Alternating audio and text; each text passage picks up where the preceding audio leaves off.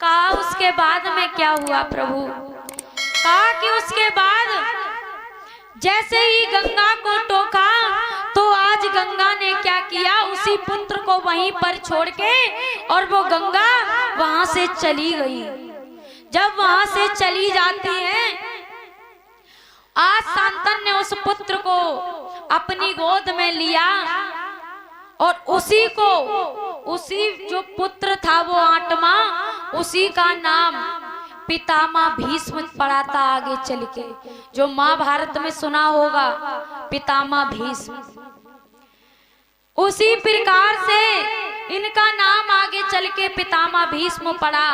क्योंकि जो ये पितामह भीष्म थे, जो परशुराम थे, परशुराम उनके आश्रम में ये रहे थे और वही परशुराम इनके गुरु भी हैं, क्योंकि उन्होंने ही इनको शिक्षा दी थी। इनके सर्वश्रेष्ठ सिर्फ 3 शिष्य माने जाते थे। कौन कौन?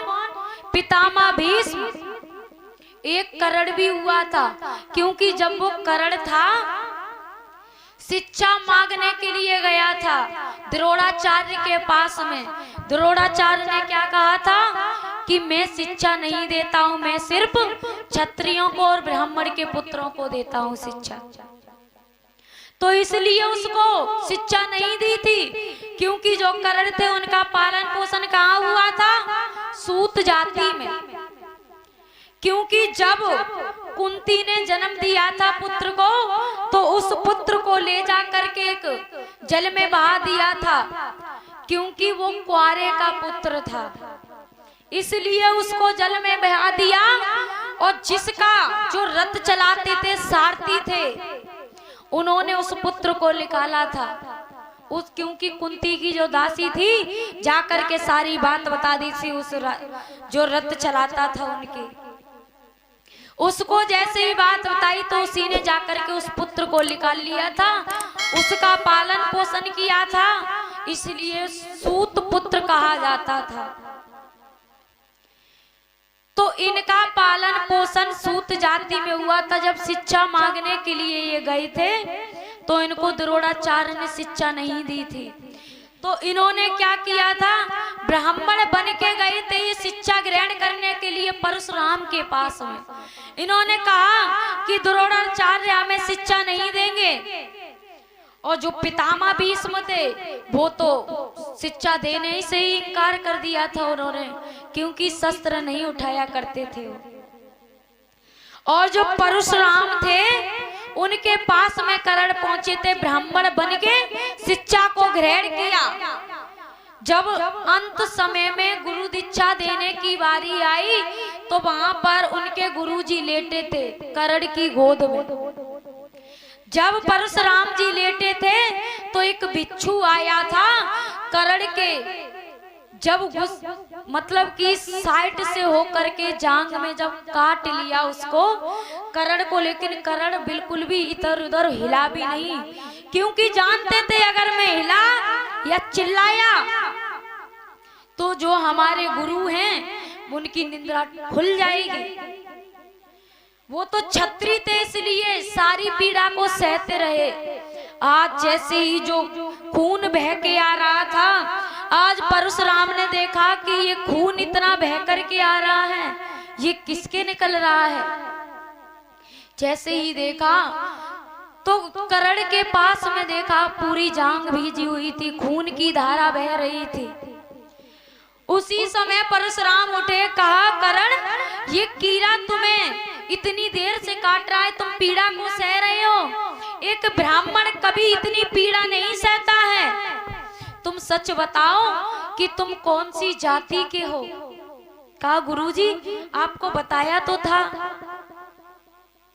आज कहा करण जब तुम पहली बार आए थे तब भी पूछा था, आज गुरु दीक्षा देने की बारी आई है तो मैं तुमसे अब भी यही सवाल करता हूं, तुम अपनी मुझे जाति बताओ। कहा कि हे परशुराम जी मैं एक सूत जाति हूं।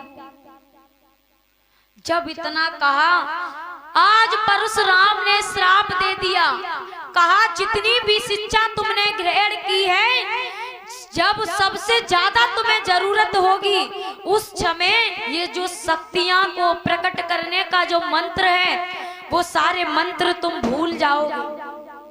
श्राप दे दिया उनको। जब श्राप दिया, आज करण अंदर से पूरा टूट चुके थे। जैसे ही अपने घुटनों पर गिरे, हाथ जोड़ लिए, कहा गुरुजी अब ये शिक्षा हमारे किसी काम की नहीं रही।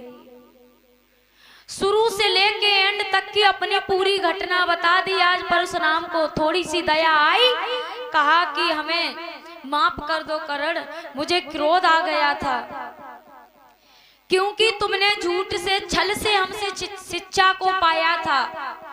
आज इतना कहा तो थोड़ी सी दया आई, तो उन्होंने विजय धनुष दिया था करण को। कहा था ये लो धनुष, जब तक ये धनुष तुम्हारे हाथ में रहेगा तुम्हारी हमेशा विजय होती रहेगी। अगर ये धनुष तुम्हारे हाथ में नहीं रहा तो तुम हार जाओगे युद्ध में।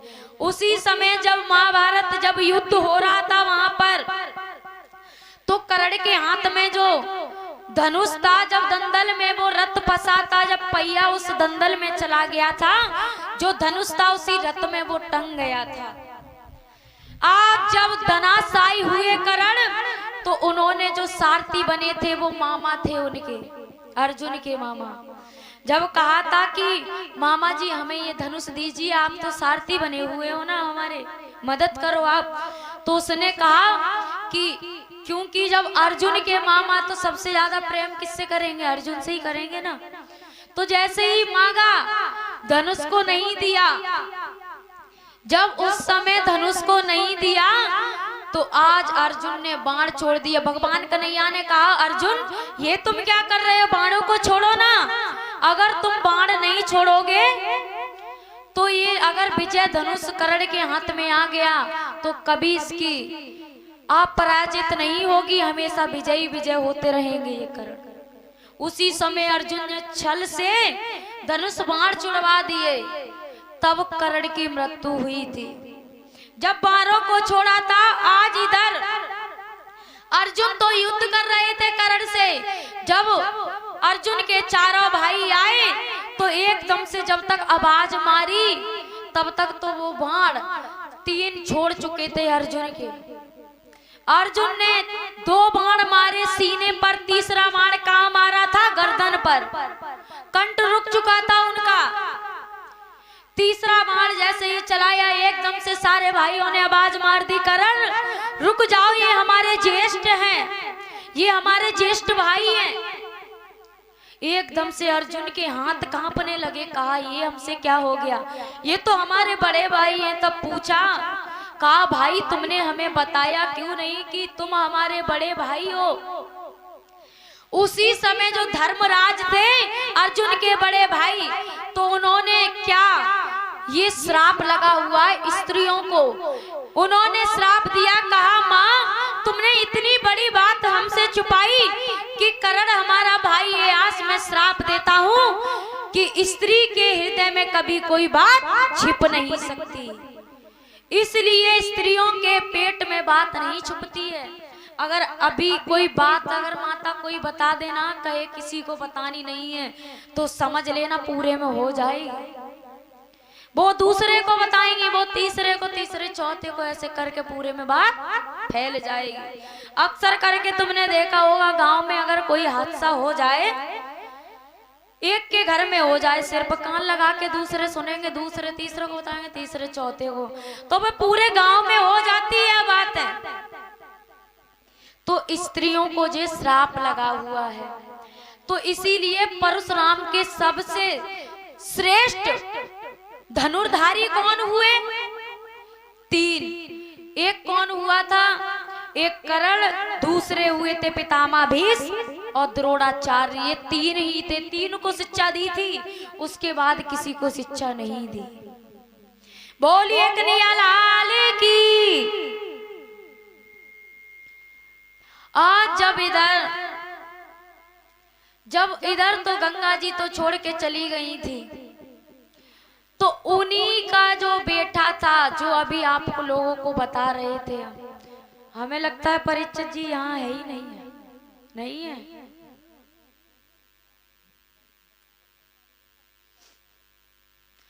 लगता है परिचय जी कथा श्रवण नहीं कर रहे हैं।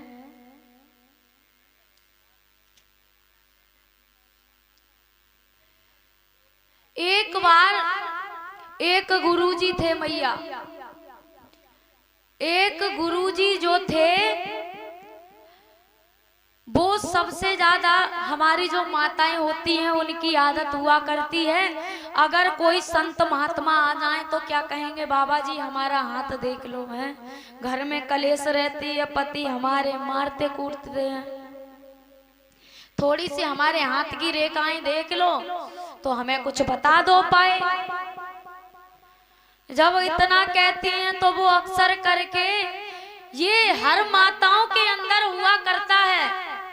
ऐसे ही एक गुरुजी रहे तो वो गए, उनके एक चेला रहे, तो जैसे ही चेला रहे तो चेला ने कहा गुरुजी थोड़ा हमारा हाथ भात देखो तो बताओ हमारे दिना कैसे चल रहे हैं, ग्रह कैसे हैं, क्या है, कुछ है बताओ थोड़ा सा हमें। तो गुरुजी ने हाथों को देखा और वहीं पे हाथ तो देखा नहीं, नजर पड़ गई एक भैंस पे, वहीं पर भैंस बंधी हुई थी। देखा ये भैंस तो बड़ी तंदुरुस्त है, बहुत अच्छी भैंस है, तो आज हाथ दिखा रहे हैं लेकिन वो भैंस देखते जा रहे हैं, हाथ नहीं भैंस देख रहे हैं वो।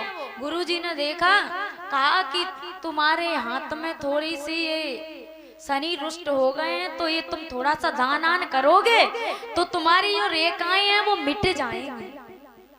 कहा थोड़ा सा दान पुण्य कर लो तुम। जब कहा दान पुण्य करना है हमें, आज कहा कि गुरुजी हम दान करें, कहाँ दान कर दें। कहा चाहे तुम अपने गुरु को भी कर सकते हो, जिसको तुम सच्चे दिल से मानो कि ये हमारे गुरु हैं या भगवान हैं, उसको दान कर दो। तो कहा कि आज पत्नी के पास में गए, कहा कि गुरुजी ने कहा है कि दान करना है, तो गुरुजी ने कहा जो कि खूब मोटी ताजी होनी चाहिए और काली काली होनी चाहिए उसका दान कर दो।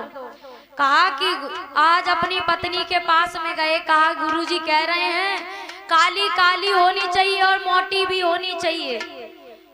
तो वो सोचने लगी, उसने कहा कि बगल में ही काली काली मांग रही हैं तो एक कुत्ता को ले जाओ, काला काला है ही है वो, उसको दे दो ले जा करके, मोटा भी है वो। आज जैसे इतना कहा, आज गए गुरुजी ये लो तुम। कहा मूर्ख, ये थोड़ी ना बता रहा था दान करने के लिए, मैंने बताया काली होनी चाहिए। काली का मतलब क्या हुआ, काली होनी चाहिए, संग में गर्भवती होनी चाहिए, क्योंकि भैंस वही गर्भवती थी।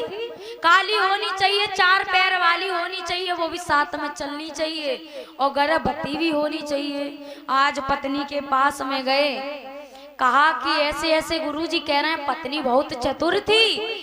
पत्नी ने कहा कि हमें लगता है जो हमारी भैंस बंधी है उसके ऊपर इस गुरु की नजर है। आज कहा कि बगल में एक कुतिया है जो बगल में ही, अब देखो वो गर्भवती भी है, 4 पैरों से चलती है, गुरुजी को दे देना, कह देना गुरुजी ये लो 4 पैर वाली है, चलती भी है, साथ में गर्भवती भी है।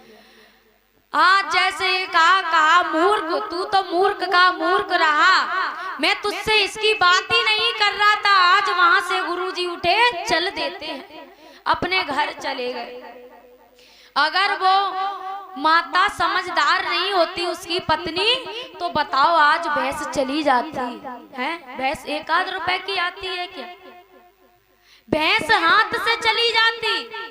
इसीलिए कहा जाता है अगर पति समझदार न हो तो हमारी माताओं को समझदार बनना चाहिए, अगर माता हमारी समझदार न हो तो भैया हमारे समझदार होने चाहिए।